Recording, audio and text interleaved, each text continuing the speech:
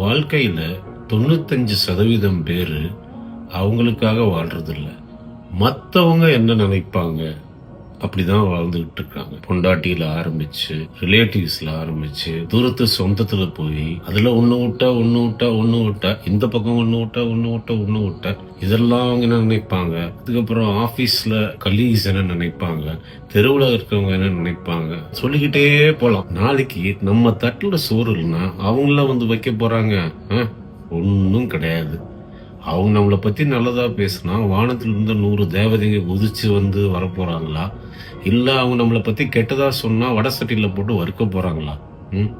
நீங்க ரியாக்ட் பண்றீங்கன்னு தெரிஞ்சாதான் அவங்க நல்லா பேசுவாங்க. நீங்க ரியாக்ட் பண்ணவே இல்லைன்னு வச்சுக்கோங்களேன், பேசி பேசி விட்டுருவாங்க, அப்படியே போர் அடிச்சு போய். அதுதான் அவங்களுக்கு வாழ்க்கையா வேணும்னா இருந்துட்டு போறாங்க. நமக்கு என்னங்க? நம் வாழ்க்கை நமது கையில் மட்டும், நம் மனசாட்சிக்கு மட்டும்.